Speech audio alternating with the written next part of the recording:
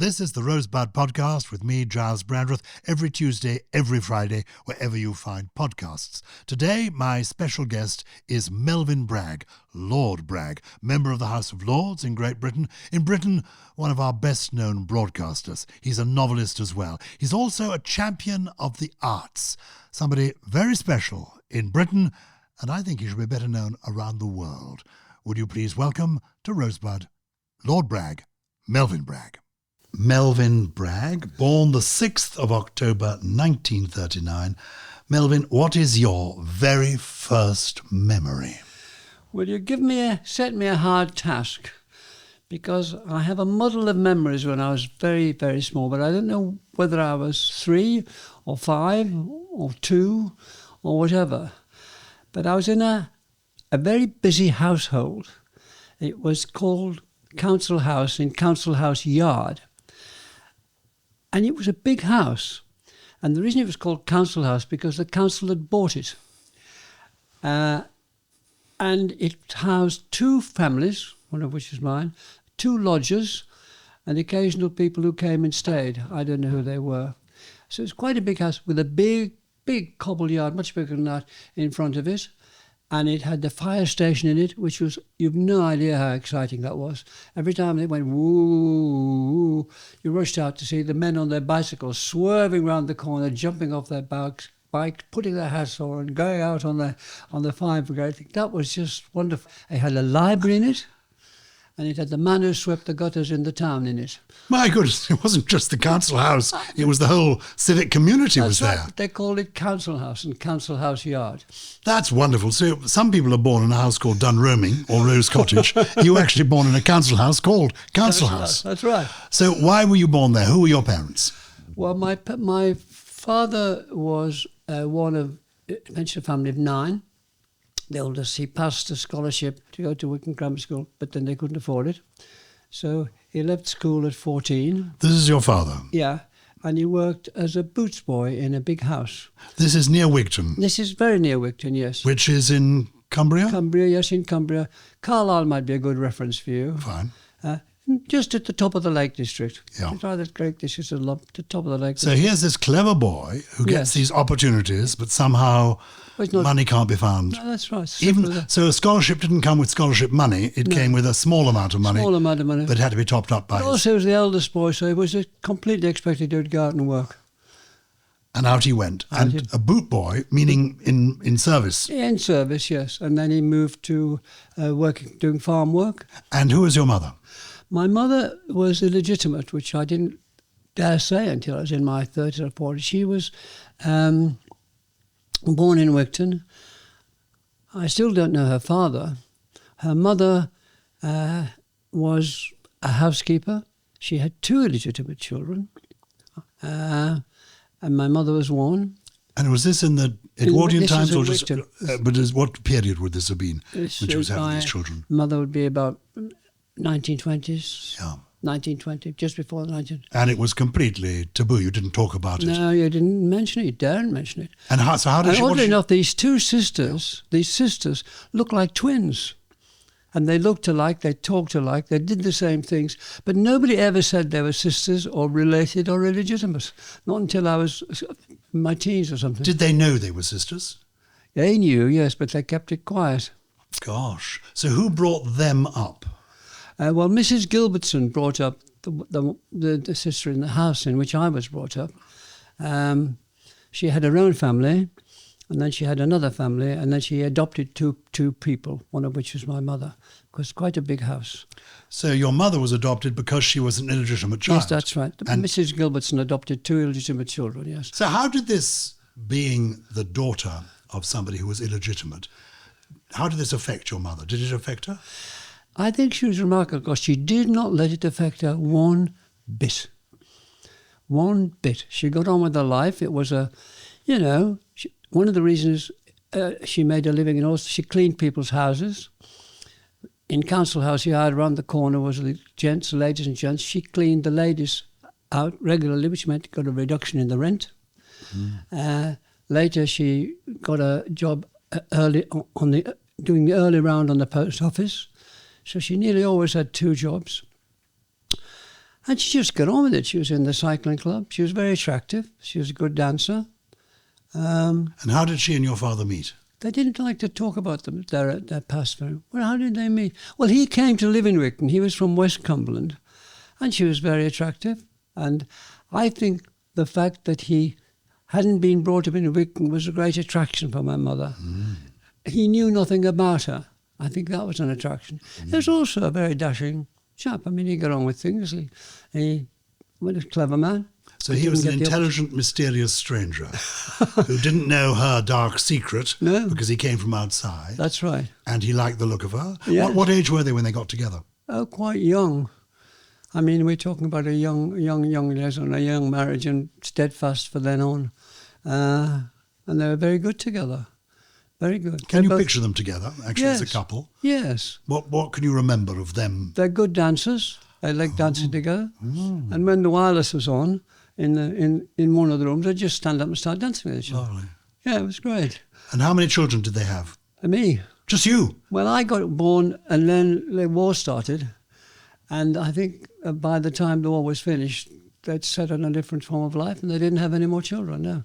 I wondered myself, but you know, this is the thing about children. I never asked them why they didn't have any more children. What a stupid thing not to do. Well, no, I think it's a bit personal, isn't it? One doesn't like to think of one's own conception. Did you never think of having more children? I thought, I'd never occurred to me to ask them. I don't know why. But it didn't seem to worry her. No. She was stoic. So not a great deal worried her. Worried her if people behaved badly. She wouldn't have that. She was quite fierce. There was a boy next door called Tom Watson. Sorry, Tom. He was a real bully. I mean, a first class, 10 out of 10 bully. He was about 3 or 4 years older than me, bigger than me. And I sort of idolised him because he was good at throwing stones and he was good at all that walking along a thin wall and all that sort of stuff. But then he started to bully me. And I lived just around the corner. My mother got to know. And my mother sought him out. This is a little town of 5,000 people on the main street. Sought him out. And deliberately in front of people, she's fierce. I put it in the book. She put him in the book. She said, if you touch that boy again, you won't tell Stan, will you? You won't tell. No, she said, you'll have me to answer to. And a little crowd had developed by then, and they all applauded. And did that put a stop to him? Absolutely. And he meant it, and he was fierce. So he avoided her from then on. And so you're born in 1939. Does your father go away for the war? Does he serve? Yeah, well, he was on a reserved occupation. He was a man who mended aeroplanes. Near us was Kirkbride, a little town, which is on the Solway, and they thought it was way out of reach of the Germans. So they set up big hangars, and the planes hedge-hopped from the southeast, hedge-hopped right up to come to Kirkbride, or sort of, where they were quickly put back in order and flew back into battle. And he was one of those. And then after about a year or so, I just felt I must join up. I can't do this anymore. So he joined up. Well done. And he went into the Air Force and slogged away. Well done, him. Yeah. They were wonderful, our parents, in that respect. They were very good parents. They were quite strict, with great fireworks of generosity. Give me an example. Well, a little example.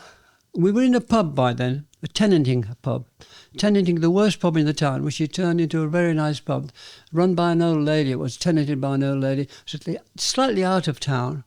Anyway, he came up, nobody wanted it. He'd worked in pubs as his second job, so he put in for it and he got it.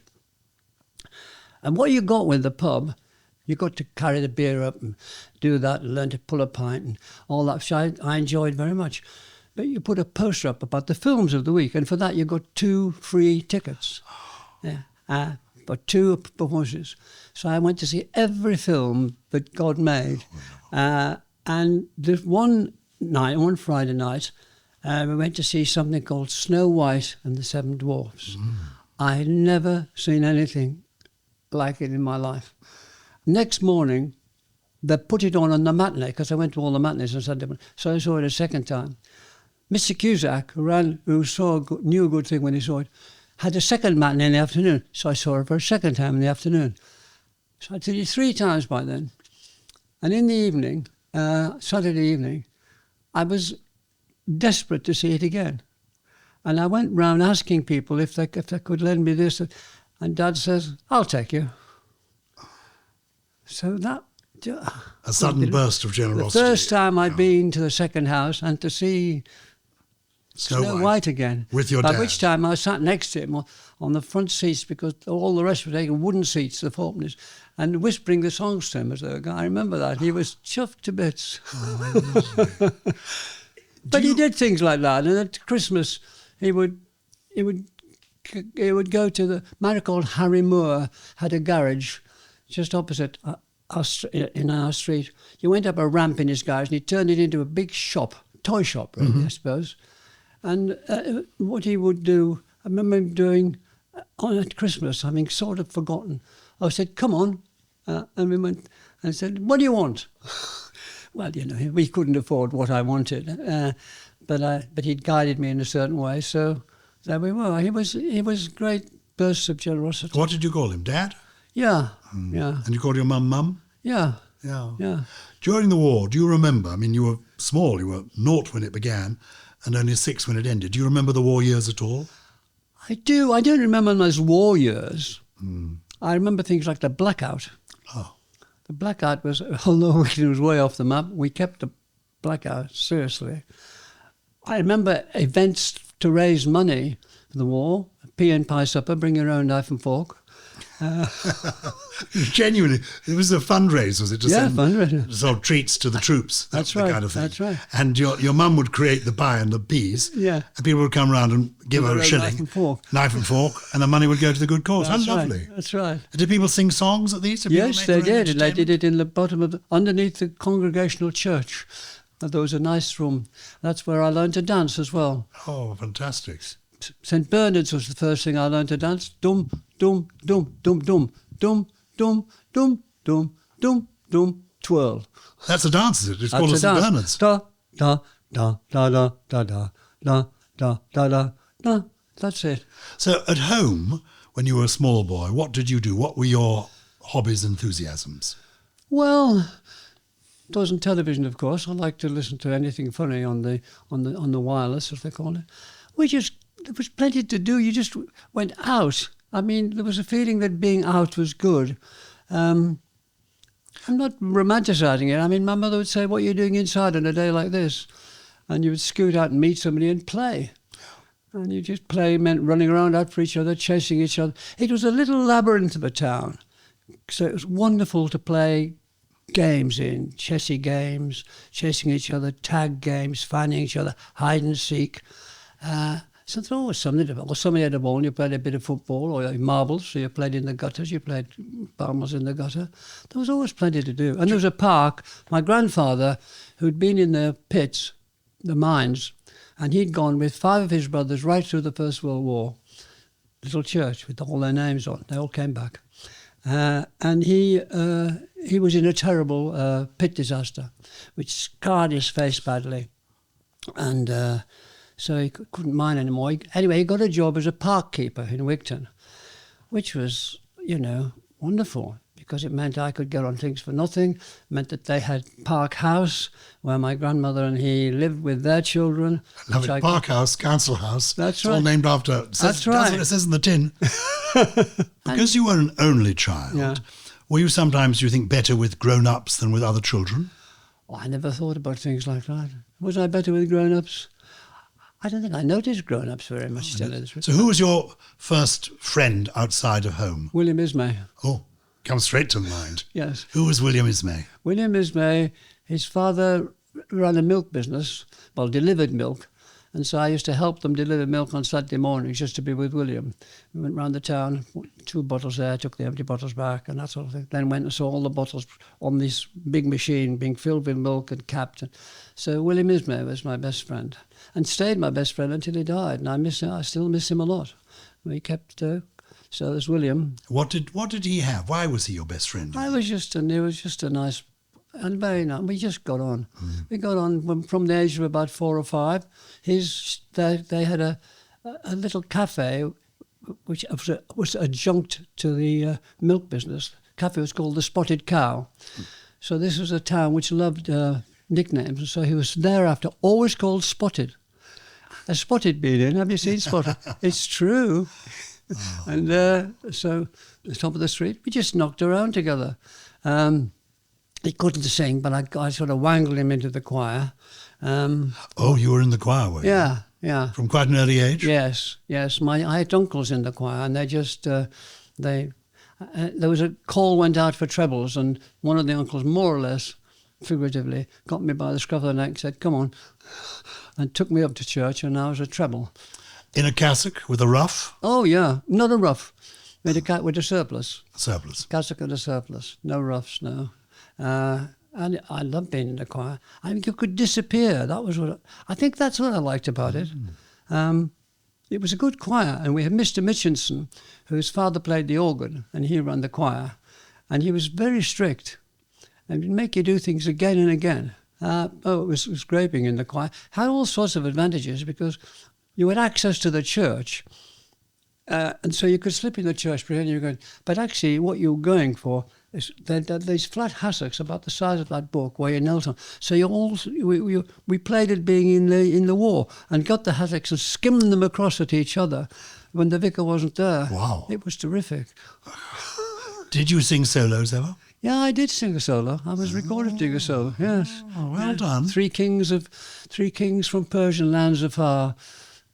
Lines of, trying to follow a guiding star. And that's right. I sang that, and the choir sang behind me a different tune. Was there a library in Wigton? Yeah, library in Council House Yard. Oh, fantastic. In the corner, in that far corner, there was a library run by the town clerk, and he told you what to read. Mr. Carrick, he wrote a book himself, The History of Wigton. This is wonderful, because it was a world in itself. What you're giving me is Wigton is a world. Yeah. Within that world, there's a town that is called Council House Square. Yeah. Where you are living. Yeah. And did your parents have books in the house? No. Or did you always borrow them from the library? Well, one or two, but not really. They were borrowed from the library. Can you remember the first book that is still in your head? I can't go that far back. Can I? I was terrifically taken with Robin Hood. And I kept borrowing it again and again. Mr. Carrick was very indulgent about that. I'd take it back and I'd say, "Can I have it again, please?" Stories of Robin Hood. What was it about Robin Hood that appealed to you? Fantastic. Living in the woods, bow and arrow, Little John, meeting Will Scarlet. Come on, what's not to like? Oh, I was particularly hot on Maid Marian. Ah, well, there you are. So you were an advanced person. I can't even remember anything about it. You don't remember Maid Marian? I remember her, but she wasn't of no consequence. Oh, interesting. You were more adventurous.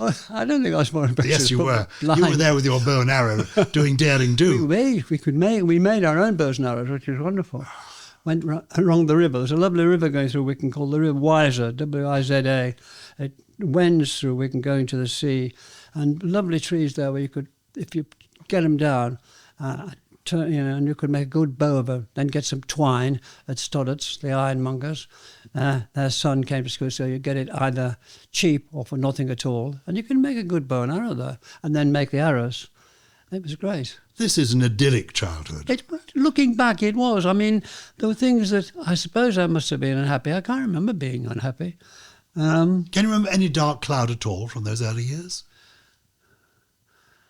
No. I mean, not really. Not really. I was surrounded by good people. They were all good, I think. Well, I don't think. I know. They were hardworking. Was there a policeman in Wigton? Yeah. There was a little police station just down behind our house down the road. I remember once, I put it in the book, in the first book, I used to lie about scoring goals. My dad was big on football, so I would come back on Fridays and say, we got on very well. I scored 2 today, I said. And anyway, he said, let's go for a walk. So we went down Station Road, and on the left was the police station. He said, no. I said, yes, police station. He said, you know what's in there? I said, there's a prison in there. And if people tell lies, they're sent to prison and they have to stay there. He said, all that. I've got a good memory of it. And I was, because I knew he meant me. He didn't mean they, he meant me. So I didn't score any goals anymore Fridays from then on. That's a wonderful. So they were quite firm on discipline, your parents. Yeah, and on morality. Yeah. I mean, they wouldn't have fibs, and they wouldn't have. No, they were very, very good people, And but they helped other people. Were they happy together the rest of their lives? I think they were. You never know, but Dad always wanted to be his own boss, and so when this pub came up, he got a tenancy. Now he said, and I do remember all those things. So what I'm saying to you is accurate. He said they can't throw me out of this tenancy unless I break the law, and I'm not going to break the law. Mm. It's cleared at 10 o'clock. I never served drinks, and he never did. He never broke the law. Mm. And so he went down and lived in the pub. It was a bit of a strain for my mother because she was a teetotaler. And she had to live in the pub with him. They lived above the pub. Oh, yes. And she remained a teetotaler throughout the time at the pub. Absolutely. And she served behind the bar. Was he a heavy drinker? Oh, no. No. And he didn't. Oh, another thing was he didn't drink in his own pub. Oh, is that a rule? Well, he made it a rule. It's a good rule, actually. Yeah. What he did, though, after time, when time is called, 10 o'clock or 10:30, depending on the day, the people who'd helped him, he had 3 people who helped him to serve in the different rooms, and they'd all go to the kitchen, which was the washroom, or I never know it's called the kitchen, and he could give them free drinks. That was allowed. So it wasn't, so that was okay. You went to school, I assume. Is there a school in Wigton that you went to, a primary school? Yeah, I went to primary school. I went to the primary school, then I went to the national school, then I went to the grammar school. What is the national school as opposed to a primary school or the grammar school? Well, there's 3 schools. There's the child's school up to about the age of 8 or 9. Uh-huh. My mother had been to that. Mr. Scott was the headmaster. He was also a person that went to church. A lot of his church. And he remembered my mother. He gave me a book. And when I arrived there, I said, I remember your mother. Go see that cupboard over there. You can go in there. Just pick any book you want. It's a big cupboard. So I picked something called Alice in Wonderland, which I'd never heard about. I did. And and then you went from there when you were about 8 or 9 to the national school, which was Charles Dickens' Grimm. Oh, really? 30, well, it was grim building and 30 or 35 people in a class. But they kept very good order and they were good teachers. And Miss Tate, who taught the grammar school entrance group, she wanted to get everybody in the form into the grammar school, everybody. And as it served 3 towns, that would more or less fill the grammar school. She was a strong teacher. They're very good at discipline, and we were very disciplined. I mean, it was a disciplined time. You know, people marched, people obeyed orders, people had been in the army, people knew how to behave in that sense. It was a rough area in some ways. There was fights from some pubs quite regularly on Saturday nights. But not from your dad's pub, I imagine. They chucked them out and never barred them. Any trouble, you're not coming back in here. That's right. And so that would be on Saturday night. And on Sunday, at about 10 to 12, there'll be a little line of people saying, sorry, Stan, I didn't mean it. I'll never do it again, I promise. Because they wanted to come back. Yeah. We'd give them one more chance, then they would bar them. And it was a bit dangerous, because some of these were hefty lads, you know, and they liked to drink and they liked being down there because we had a good pianist there, Jack Atkinson, one of these people who could play by ear. And you could give us a song. And quite a few Irishmen came there. They were working in there. And they were good singers. And so they wanted to be in the pub. It was a hearty pub, and it was well run. And the beer was... My father cleaned the pumps every day. And so they wanted to be back in the pub.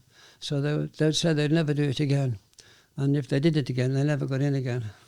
And when you were working there, because you served behind the bar and you helped out in the pub, were you conscious that you were observing these people, or you just took it as a... I was just helping out. Yeah. I should be allowed to serve in the pub, which I thought was terrific. When they were taking... There would be a little rush on between about 5:30 when the pub opened, and then about 8:30, 9 when they came back, having gone for their supper, and then come back, people came. And that was a very dull... And sometimes Dad would let me pull a pint and serve in one of the rooms. There were 4 rooms, a singing room, the bar, the darts room, the singing room, and the kitchen. The singing room? Yeah. Where singing was allowed? Oh, singing was encouraged. There was a piano there. You went in to sing.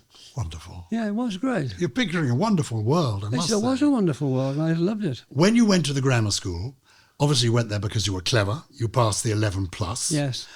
Were you conscious at that stage, I'm now entering a new world, I'm a different person from my family and from others around me?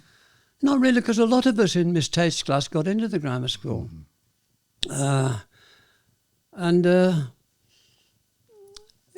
Quite a lot. So I went in with a gang, really, and then a similar gang from Silloth. Silloth was a seaside town, and it was also a fishing town. So that brings a particular sort of person. And then Espatria, the other town, was a coal mining town. We were the market town. And the coal mining town was produced, well, some good scholars, but also produced some wonderful rugby players who went on to play rugby league and did all sorts of things. No, I wasn't conscious of much, really, to tell you the truth. I just got on with it. I got on with it, yeah. And what were you like at the grammar school? What sort of boy were you? Were you sitting at the front of the class, the back of the class? I had to start to sit at the front of the class because I discovered I had very bad eyesight. Oh. So I went to my eyes tested, and they said, "You're going to have specs." This was a traumatic moment because I had to have specs, and I had these nipped-in little specs.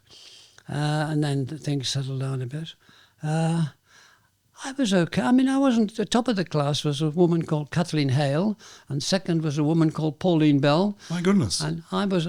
These were in the same school as you? Yeah, so it was a mixed school? Yeah. Grammar school? Yeah. Kathleen Hale, my goodness. Well, she was a bit older than you. No, Kathleen Hale was my contemporary.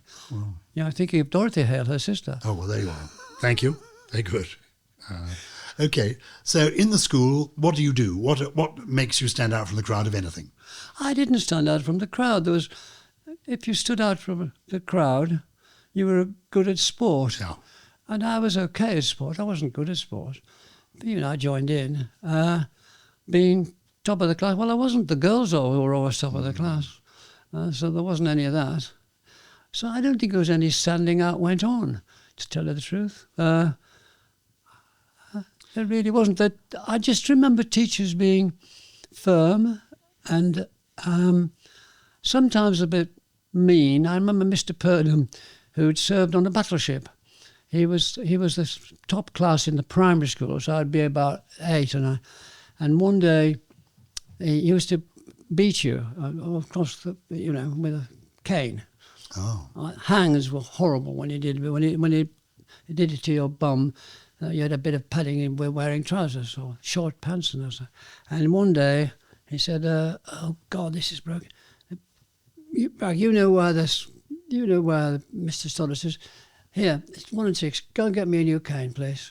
This was in the day. Oh my goodness. So I went down the street to Stoddard's and said, "Mr. Purdham says I can buy a new cane." He said, "Oh yes, here, I want this." So passed me.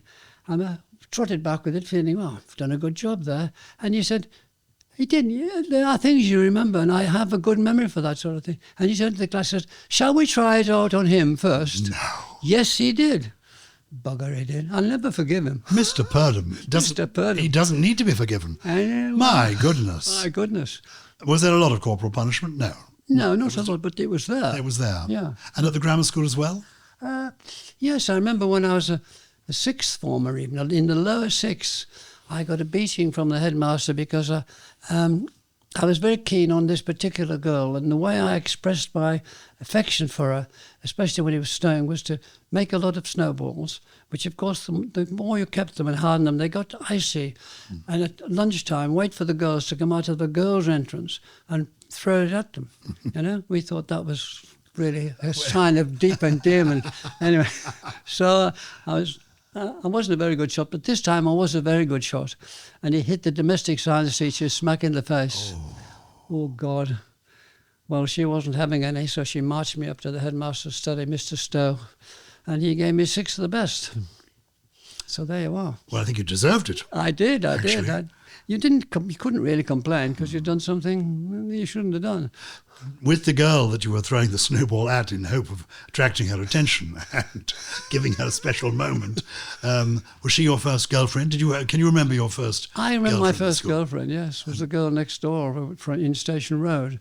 But then they went to Station Road, you now moved Yeah, went to the pub. to the pub, the which, station, yeah. which was all about 150 yards away. But they moved to St. Begas, on the coast, where the saint came across from Ireland to St. Beag.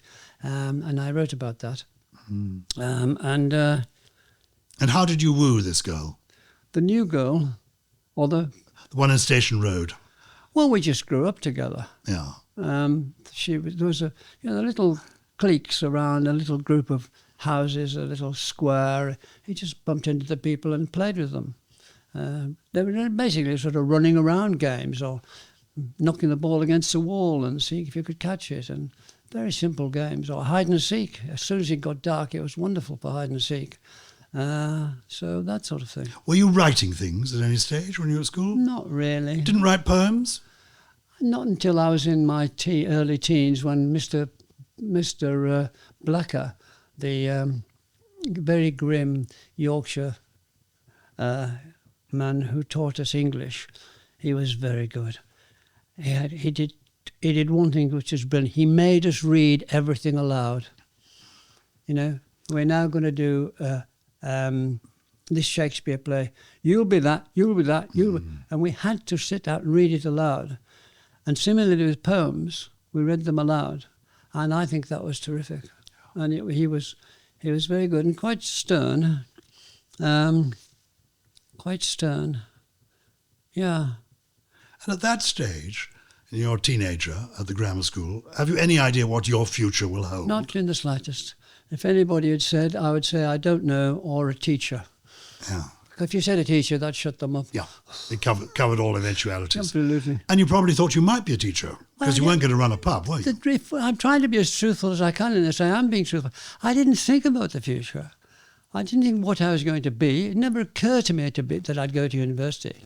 I thought I'd do what every other boy in my class did, was leave school at 15 and go and work in their father's shops, go and work on the farm with a lot of farm workers, go and work down the factory in the accounting offices and such. It didn't occur to me. It was the teacher who came and told my father, I think he's worth keeping on. So I stayed on. Well done, that teacher. Who was that teacher? Mr. James. And then he was a very, very strict, very good teacher. And then when I was going to leave at the end of the 2 years in the grammar school, he said, no, stay on. I'd like you to go in for, there's these scholarships. You won't have to pay.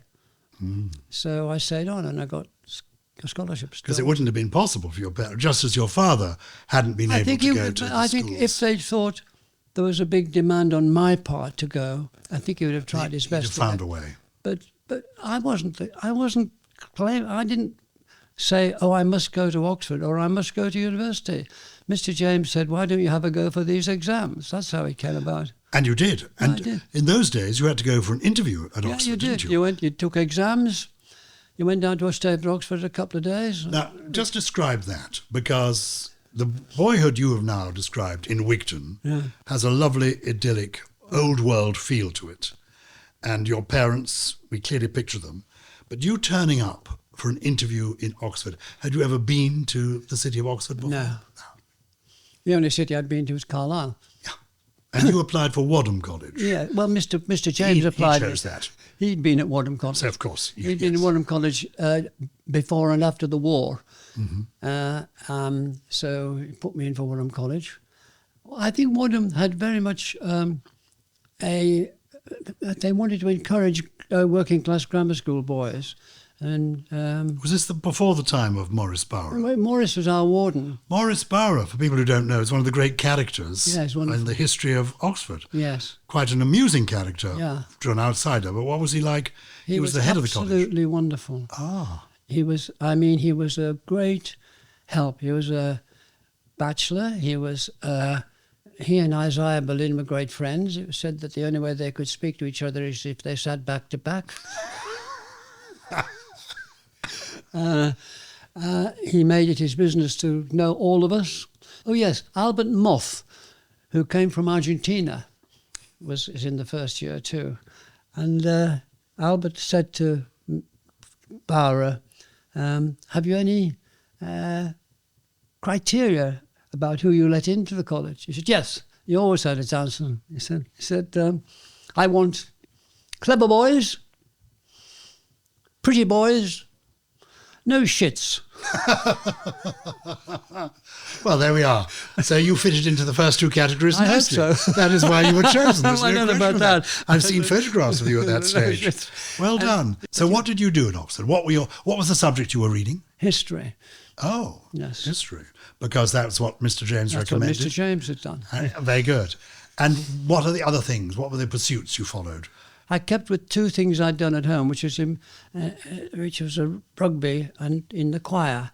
The great thing about that is you were with a lot of other people, so you instantly had a lot of acquaintances.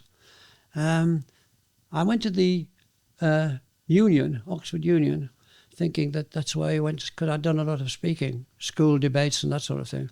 But they were just too grand. They were just far too grand. They had white ties and they dressed each other as if they were going to rule Nigeria and that sort of thing. And so I think I only went twice, never went there again. So what did I do? I knocked around with my friends, and then the big discovery was the cinema. Michael Wolfers, he said, "I'll get you a job. I'll get you a job on Charwell as a film critic." Very good. Charwell's the university newspaper. Yeah. He was a fixer, Michael. He attended every party that there ever was and that sort of thing. So he got me a job on Charwell as a sort of sub reading, going to movies. Then I took to it. Then I was at the time of all these great Bergman above all, but Visconti, Fellini, Truffaut, they're all there. Yeah. And I'm seeing these films and then writing about them, and particularly Bergman, with whom I had an association for the next, well, in the sense that I first person to interview him in English. I went to Munich to do it, and we spent a long time talking to each other. And then I wrote a book about him, and then I saw him again, and we did something else together again. But what is so intriguing to me is we're going to come on to this extraordinary career that you then have as this person who is a major figure in the world of arts and sharing the arts with others, all of that. But at Oxford, were you really quite a tentative and shy person? Because during your teenage years, you had a traumatic experience, didn't you? What was that about? And how did that affect you further on? Well, that affected me for quite a long time. You'd seen something when you were 13 or 14? Well, yes. Also, it still affects me now and then. What was it? What was the source of this? The source of it was that I felt that myself had gone out of myself. It's the easiest way. That I'd be lying in bed. I had a little bedroom to myself above the pub. And next door was Andrew, one of the lodgers. He would come through my bedroom to go to his. And then I would see a light. It's ridiculous, isn't it? But in the corner of the room, a light. Not a switch, like a light. A light, yeah. like a light, yeah. This is basically... And I think, I actually thought, well, that's me. And then there was this carcass lying on the bed, which was the rest of it. And I thought, I'm simplifying it now because it was terrifying. I thought, I've got to get that back inside me, somehow or other. And was there a specific experience that triggered that? I don't know. I don't have any idea what the origin of it was? I really don't know. And I've thought about it a lot. And it became very difficult for me to be alone. It became very difficult for me to walk up street because... you walk up street, a lot of the shops had big windows, and you'd see yourself in the thing, and then it wouldn't be you. You'd have to go and leave yourself. It became very complicated, and was a burden. Did you share it with your parents? No. Did you share it with anyone? No, absolutely not. No. And did they notice that there was something odd about you? If they did, they didn't say so, no. So you just lived with it? Yes. And then it went away again? Yeah. And did it come But back the first time yes. I lived with it, I got... The people who really noticed were the teachers, because I used to be in the grammar school. It was a mixed grammar school. It used to be, let's say, in the top 6 or something, like 8, 6, something like that. And then I suddenly sunk. And they couldn't work it out. And Mr. Swales, the headmaster, called me into his office and said, "What's all this about?" And I didn't know what he was talking about. And I said, he said, "Well, if it goes on like this, you're going to have to go to the secondary modern school." Oh. You've just... But first of all, I'm going to send you to 2L. Should have been called 2Hell. Oh, God. And that was where all the lads and lasses actually went who really deeply did not want to be at school. And 1 or 2 of them were bullies. So that was where I was cast. And that was really not easy. And I just got worse. I couldn't remember things. And were you rescued by Mr. James from that? No. How did you get back out of 2L back into 3A and 4A? And Well, I got in by a dubious route. I was in the choir, and also in the choir was the headmaster, Mrs. Wells's daughter. She was a very good singer, and she was a good friend of one of my uncles, who was also in the choir. And she noticed that I was in a bit of a bad way. Anyway, got back to the headmaster that I was, and he talked to me. And I don't know how, but next thing I knew, I was back in 3A again and not in 2L again. A very subdued person by that time, but still on the old track, which was hard work for good teachers and not just sort of waiting for the next thing to go wrong. So but it had a huge effect on my life, and it does come back sometimes. This flash up as even later life. I mean, even now. Even now, and I watch out for it. And is it the same phenomenon of light? Not always, but nearly always. It's a phenomenon of being divided. It's a phenomenon of there's this thing here with fingers and hands, and sort of what's it doing there, and then there's something somewhere else that is not connected and should be connected. So it's. And have you ever sought help? No. Oh my goodness! I mean, here you are, this brilliant person who knows everybody. No. But well, it's true. You do know everybody. Well, why did you choose not to seek help? Because it happened again in your 20s, didn't it? Yeah, I just didn't want to. You just thought, I'll get on with this. I've just got to... I just didn't know what to say to them. What would I say? I couldn't talk to my parents. I mean, look, I see this thing in the corner. Couldn't talk to my friends. What do you think? What are you going to say? I mean, it's bad enough talking to you, who knows so much and is so sympathetic, but talking to them, well, I mean, how is it? Did you ever think this could be a religious experience? Did it ever occur to you? No, it occurred to me. All I wanted to do was I wanted to get it over with. No. I didn't think of it in grand terms. I thought of it in physical experience that I had to somehow get through. Well, it's it's a disconnect, isn't Yes. it? Between your body and this light. Yeah. And while it's happening, you're desperate to get the light back inside and become normal again. That's right. And there is this awful garbage body, Yeah. like sort of Carcass. here, that is there and that is useless. You've got it, yeah. I don't want to catch it. I've got the picture. I've got the point. But I'm sorry for you that it's gone on over the years. It comes back now and then, and it's not nice. Out of interest, then we'll move on. Is it a known condition? I mean, have you read about it? And do other people I read have about it, yes. And do other people have it? Well, yes. curiously enough, some of the things I've read about it by Indian writers, and they said, "You're so lucky. Oh. This is what we aim for." Oh, that's it. You're one of these gurus on top of a mountain. They come there and there's this light shining above. Because I've seen the cartoons of them with crossed legs, these little thin old wizened cross gentlemen. my legs, no. There's the carcass of the beaming light. Something like that. That's- Yeah. They thought I'd achieved something. Exactly. I thought I wanted to get the hell out of it. Bragg, the new Buddha. That's fantastic. So at Oxford, you work and you're enjoying the cinema, and you're now beginning to think, what am I going to do? This is probably where you hear about the BBC traineeships. Yes, I do. Because that was the era in which Well, these there was things a BBC existed. traineeships. that set me on the path, because I didn't know what I wanted to do. Yeah. Anyway, whatever, I went to this place where they said, and I applied for all sorts of things, including concert iron and steelworks. Oh. Yeah, didn't get that. What a relief. and an ad agency. Anyway, then the chap said, well, you might as well apply for this, because everybody else is having the BBC thing. Mm. And again, it was a lot of fluke. I at that stage, I almost to say I couldn't is too grand, but it was very difficult for me to travel anywhere without a book in my pocket, a paperback stuffed somewhere or other. Well, the day I went for this final interview from Oxford, I forgot.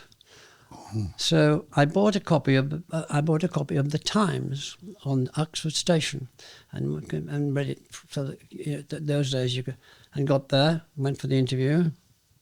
And the man who's conducting the interview was a man called Sir Kenneth Lamb. Mm-hmm. As soon as I walked in the door, I thought, I've had it. I really have had it. One look at each other, we thought, that's that. And he was supposed to ask the corker. And the corker was, well, what's your view on Albania? But I'd read the article in the Times that morning on Albania. What a fluke. Set and match to Bragg. What a fluke. Wonderful. A complete fluke. And of course, I was a sprightly 18-year-old with a good memory, and he was a lazy question. And I knew more about Albania than he did, because I'd read this. He didn't like that at all. Anyway, we talked about that. And I came out thinking, well, I've buggered that up, so that's it. And then I got the thing, and there's only 3 of them, and a week or 2 later, let's say, I was in the canteen at the BBC, and Martin came up, and I can see him now. I'm sitting having something in the canteen, and he's standing there, and he's with a big merry smile on his face, and he said, enjoying it? I said, oh, yes. He said, they didn't want you, you know. Oh, wow. Yes, and as the years went by, occasionally they showed that. Well they done. They didn't want you to know. They didn't want you, you know. But becoming a BBC trainee didn't just change your life. In many ways, it made your life. It did, yes. Yeah. Before we get on to just 1 or 2 highlights of your life, because we can't talk about the 65 years without taking 65 years to do so, looking back on your young years before you leave Oxford, and I say to you the word joy, what comes into your head? Joy from those young years, a moment of joy to give me. Oh, that's with William and friends going along the Wiser looking for a deep pool to swim in. Oh, Yeah. that's Yeah. perfect. And if I say to you a moment of sadness from those early years? Oh, anybody that I knew dying, I hated people dying. An aunt of mine I was very fond of, she died, and I still do. As to the people I most miss, it's ridiculous, isn't it? It's unbearable, really, isn't it? Mm. Yeah. And what do you think this working class culture of your childhood has given your whole life? I think it gave it an awful lot. An awful lot. People were, on the whole, very kind to each other. Very loyal to each other. Unpretentious. They judged you by what you were and what you'd made and what you were going to make and all that sort of thing. I feel very stabilised with it. Sometimes I feel sad that I've edged away from it or been edged away from it, but then it's not too difficult to meet up with everybody again. Yeah. I mean, I just feel I feel it was a very rich life. I mean, when you look at the things I've talked about in this discussion with you, I mean, I sang in a very good choir. I went to a very good school. There were very good teachers. I had excellent parents. I had good friends. I mean, what else do you want? It was wonderful. Well done. It's fantastic. We just do a little bit now about your first love. Ah. Can you remember your first love? Oh, yes. She just died about a month ago. Oh, dear. I'm so sorry. Yes, no, it was very sad. Yes. Can you remember seeing her across the crowded room? Yes, I can. I saw her at school. She was at the same school. Joan. She's gone now. And we were together. We shouldn't have split up. She I think, well, then again, this book, oddly enough, you're talking about, she came to Oxford once or twice to see me, and she couldn't take Oxford. And she thought she'd have to live a life that was being lived by people at Oxford, and she did not want that. She very determinedly did not want that. She was a farmer's daughter. She was very bright, but wouldn't stay on at school after her O-levels. She went out to get a job. So we split up. And I think, looking back, that was both of us wish we hadn't. But that was very important. Went on for 2 years, 3 years. Oh, quite a long time. Yeah, quite a long time. And your second girlfriend was your first wife? Yes, Yeah. Lisa, yeah. And she is the mother of your... Marielsa. Who I have met, Yeah. who is a vicar. A very reverend, thank you very much. A very reverend now. Yes, absolutely. That means she's moved up the pecking order. She's up the pecking order, and she's also, at this moment, going around Europe lecturing about the connection between mysticism and Christianity. I think she can explain these bright lights to you. I think you may find you're a more special person than you realise. No, she's a special person. She is a special person. Yeah. I've seen her in action. I've heard her preach. I think she is remarkable. She is. And she is the daughter by your first marriage. Your first wife took her own life. Yes. Which you have written about. Yes. Which I imagine writing about, well, living it must be bad enough. Writing about it is difficult. Why did you write about it? Well, I don't quite know. Why did I write about it? I just kept writing about it. And I showed it to Marielsa, who was, if you must, kind of. By that time, I thought, I just don't want her to go as if she never existed. I think that was it. I don't paint myself in a good light at all, but I do her a reasonable justice, I think. You do her justice. You do yourself down in it, in a sense. Yes, I do. That's the way it was. Having read it at the time, it was riddled, I felt, with guilt. Not that you were laying guilt with a trowel, but clearly that was part of it. Yeah, it was, and I thought, I just wanted to write something about her. Yeah. That was it. And your daughter... wasn't too keen, but didn't object. Well, she doesn't object. She loves you. I know that because I met your second wife, who I liked very much indeed, and your third wife, who I've also met, who I like. I like all your wives, Melvyn. So if there's a fourth in the wings, rest assured I will like her too. But beautifully. I'm very happy with... Lisa took her own life. Kate died of basically a massive cancer. She would not stop smoking. Oh. I mean, it was really massive. And she knew that herself. And we couldn't get her to stop smoking. She was a very serious smoker. In those days, a very serious smoker. I miss her an awful lot. An awful lot. But the lovely part of it is that your daughter, I think, am I right that your wedding to your present wife, she conducted it, and yes. Your two children by Kate were there? Oh, yes. So the family all came together and supported you. So. Oh, yes. And all the interesting, this is impossible to say, but you may have an answer that you like to give or that you haven't given before, you think we'll give now. Of all the years, from, as it were, Visconti through to today, interesting encounters. Is there one that comes back regularly as your head hits the pillow and you're thinking about your working life? You think, I'm particularly glad I did that. Let me think. Working life. My favourite television interview that you're doing is with Francis Bacon. Yes. Because you're clearly both, I think, you look as if you're wobbling about a bit. Oh, very much, a big wobble. Well, it was, I tried to interview, I'd known Francis on and off for a while. Well, not on and off, I'd known him for a while. And asked to interview him tentatively because I knew, and then nothing had come of it. And I met him coming out of a church. That church, I met him coming out of a funeral that in Trafalgar Square. St. Martin in the Fields. Yeah, and he said, "Oh, how are you?" I said, "I'm a bit fed up, actually, Francis. I've just seen a film that's been made about you by an American, and it is really crap. It's rubbish. It's a terrible film." And it does you no favours. I can't see why you want that sort of thing to go out and not something that we'd do. But, so what do you want then? I said, I just want to sit down, do a long interview, and we'll fill in the rest. He said, okay, darling. So that was fine. So then we had about it.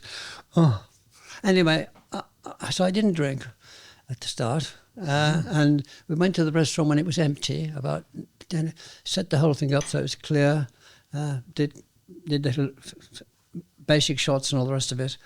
And then people started to fill in and we asked more and more. And we started to drink. And then we kept drinking.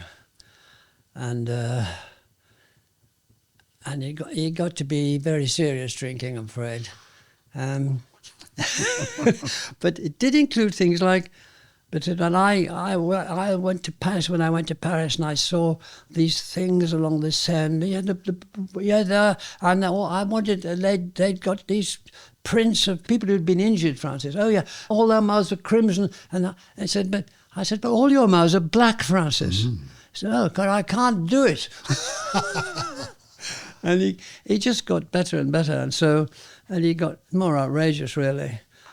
And so we went on to a gambling club after that. Oh my. And, anyway, so I saw the Rushes after about 2 days. So I rang him up and said, Francis, we're both very drunk. It doesn't matter about me, but you are really drunk. But actually you say things that I've never heard you say before, which are really, I think, good, and they're good about yourself. They're good about the way you do things. And this is more like you than anything I can remember. What do you think I should do? Oh, do what you like, darling. Do what you like. Do what you like. Do what you want. So we did what we wanted, and which was to show most of it raw. And it was terrific. It was terrific. Well, we're going to come to the end in a moment. Are there things you haven't said before that you feel you should be saying now? Is there anything, looking back, I mean, you've been very lucky in many ways. I have. And I know, because I've had conversations with you before, you hate compliments and you push them away. But you've done good work in encouraging people to be interested in other things. Yes. Which is a good thing to do, because you have curiosity. Is that what do you think is your greatest gift? I think you said it, curiosity. I've always been, how far it takes you is another matter, but I've always been interested in knowing more stuff and learning more stuff, always. Of all these people you've encountered, who have you learnt most from? Oh. But sometimes people just do. I mean, I remember spending a day with Archbishop Desmond Tutu. Yeah. And I didn't learn specific things from him, but I learnt from the experience of being with him that I would answer that question like that, as it was. Is there anybody who, just being with them, you felt you came away either wiser, warmer, better, less? It's quite difficult, that one.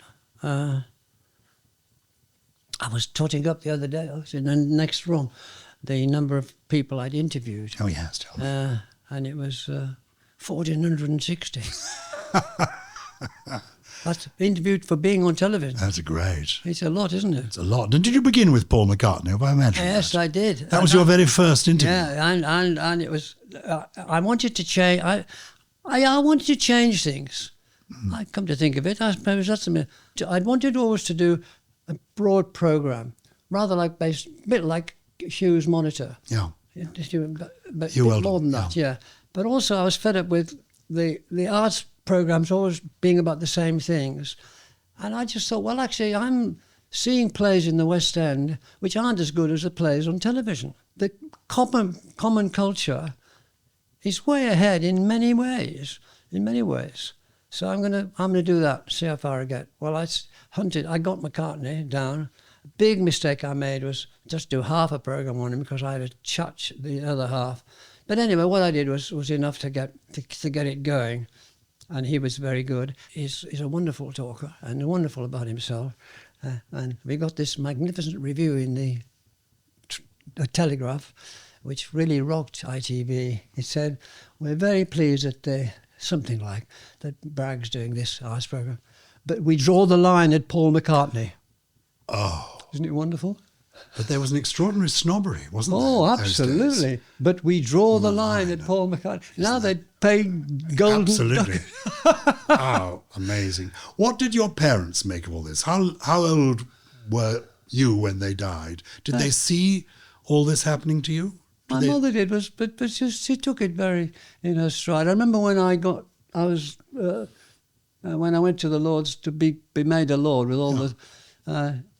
my dad was dead by then. She came along, and she's on that side of the table, next to Barbara Castle. Mm. And Margaret J, who's sitting there, was the leader of the house, actually. Margaret said, "You shouldn't have done that. Not put her next to Barbara Castle. I mean, she'll never get a word in.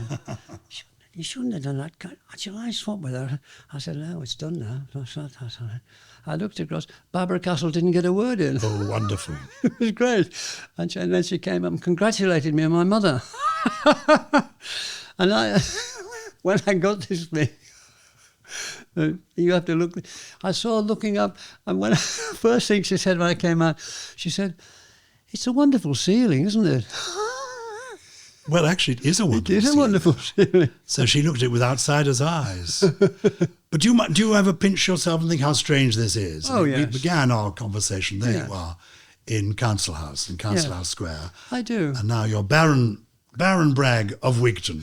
Well, very House few of people Lords. say that and get away with it, but still. But it's what it is. Yes. It does sound a little bit like being the mayor of Trumpington, but nonetheless, it's a fine title. And you just take it, this is what happened. This is your story. So Yes. there we are. Yes. That's it. It's turned out like that. And do you attribute it to anything in particular?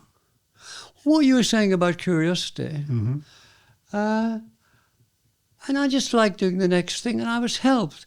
I mean, I was really helped. I mean, you couldn't have better parents, and they were going through difficulties. I mean, my mother, being illegitimate in that town in the 30s and 40s, and also having an illegitimate sister who looked like you. I've got a photo where they're like twins, and not being able to talk about it. And she was in everything, a cycling club. She taught the Morris dancers. They weren't sticks and that, they were girls dressed in lovely white dresses, white things, bells around, a bit of elastic bands. They danced, the town band played the 100 pipers, and they went down the street in the kind of dum, do, do, do, do, do, do, do. And they met them in the middle, and I think, did a little circle and that sort of thing. She trained the Morris dancers. And so she joined in everything. She wasn't going to be left out. She was going to do what she wanted, which she did. So I had that, and then I was very lucky with the teachers. Yeah. I mean, there's that thing from Shelley, isn't it? That the poets are the unacknowledged legislators of the world. They're not. Teachers are. Teachers are. I think we're coming to the end now, such an interesting conversation, because in many ways, the world you painted from your childhood was a better world. And yet you remind me that when you became a member of the House of Lords, your mother was able to sit there, and you were a member of the House of Lords, and she was there and accepted. And you reminded me of how, when you were a boy, homosexuality wasn't spoken of, Yeah. and how it changed. So in many ways, the world is definitely better now Oh, yes. than it was. Yes. And yet in some ways, the world was better then than it Yes, is. it was. The world, we were more comfortable with ourselves. We weren't as demanding. There wasn't the money culture. I mean, people didn't earn a lot. Even people who earned quite a bit didn't earn a lot. But it was a very comfortable culture, I think, with its problem. Now I think it's a bit uncomfortable. I think money counts more than it did before. But I don't know. I'm making this up, actually. I mean, I just get on with it, really. You do. And you seem happy enough. Are you happy enough? I'm happy enough. Yeah. I mean, there's days and days. Of course. And who knows, next week there may be that bright light shining outside your I carcass. don't want that to come back. I hope it doesn't. I pray for you that it doesn't. Anyway, you've got a lovely family. I think you're a lovely person. What have you learnt? In your 85 years, this is what we end on. What have you learnt that you would share with the people listening? Well, it's old-fashioned, but if you believe in something, don't give in. That's about it. That's about it from Melvyn Bragg, Baron Bragg of Wigton, born and brought up in that council house, and now in Hampstead. You're brilliant. Thank you, Melvyn. Thank you very much.